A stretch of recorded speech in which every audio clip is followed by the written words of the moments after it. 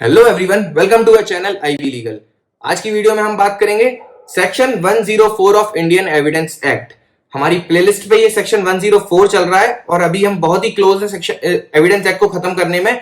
तो आप लोग से हमारी यही रिक्वेस्ट है कि अगर आपको वीडियो पसंद आई है तो लाइक बटन जरूर दबाएं और सब्सक्राइब करें हमारे चैनल को, जिससे कि आप रेगुलर अपडेट्स ले पाए हमारी सारी वीडियोस के जो हम लॉ से रिलेटेड अपलोड करते हैं। तो सेक्शन शुरू करते हैं। सेक्शन 104। सेक्शन 104 बोलता है कि burden of proving the fact to be proved to make evidence admissible. अगर आपको कोई एविडेंस कोर्ट में एडमिसिबल करना है तो उस एविडेंस को एडमिसिबल करने के लिए एक अलग से फैक्ट प्रूव करना पड़ेगा और वो फैक्ट प्रूव करना जरूरी है, वरना ये एविडेंस एडमिसिबल नहीं होगा।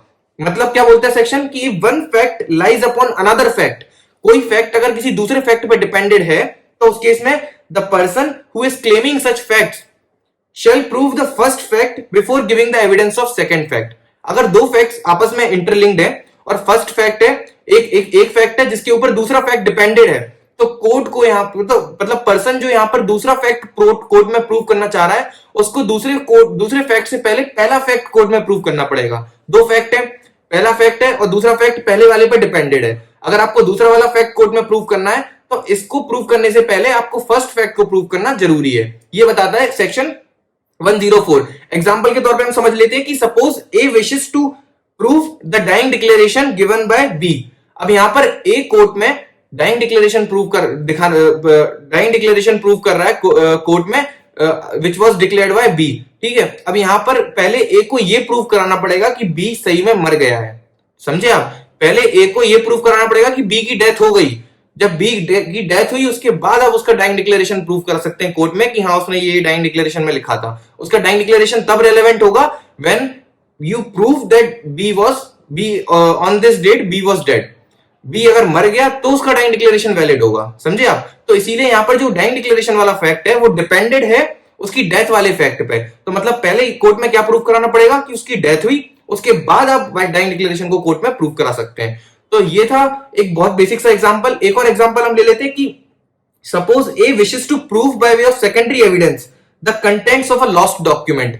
हमने जो पढ़ा था प्राइमरी और सेकेंडरी एविडेंस में कि अगर कोई डॉक्यूमेंट आपका ओरिजिनल डॉक्यूमेंट खो जाता है तो उस केस में आप सेकेंडरी एविडेंस के थ्रू कोर्ट में प्रूव कर सकते हो। अब यहां पर अगर कोई party through secondary evidence case अपना प्रूव करने जा रही है, किसी डॉक्यूमेंट की कॉपी लेके और वो कोर्ट में प्रूव कर रही है as a using secondary evidence, तो उस केस में आप पहले उसको ये प्रूव करना पड़ेगा कि वो डॉक्यूमेंट जिसका वो सेकेंडरी एविडेंस ले रहा है वो डॉक्यूमेंट एक्चुअल में लॉस्ट हुआ है।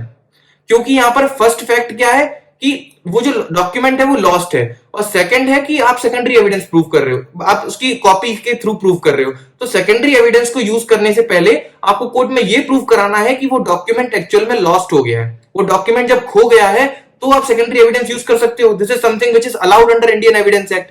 तो अगर ये अलाउड है तो अलाउड का क्राइटेरिया ये है कि आपको पहले ये प्रूव करना कोर्ट में कि वो डॉक्यूमेंट लॉस्ट हो गया है, वो खो गया है। और अगर फर्स्ट फैक्ट प्रूव हो गया तो सेकंड फैक्ट जो सेकेंडरी एविडेंस का है वो इस लॉस्ट डॉक्यूमेंट के ऊपर डिपेंडेड है। तो अगर लॉस्ट डॉक्यूमेंट आपने प्रूव कर दिया तो सेकेंडरी एविडेंस के थ्रू आप उस डॉक्यूमेंट को कोर्ट में यूज कर सकते हैं। So this was all about this section 104। अब हम मिलेंगे हमारी नेक्स्ट वीडियो में जहां बात करेंगे सेक्शन 105 की। अगर आपको वीडियो पसंद आई है तो लाइक करें और शेयर करें अपने दोस्तों के साथ। Goodbye, thank you.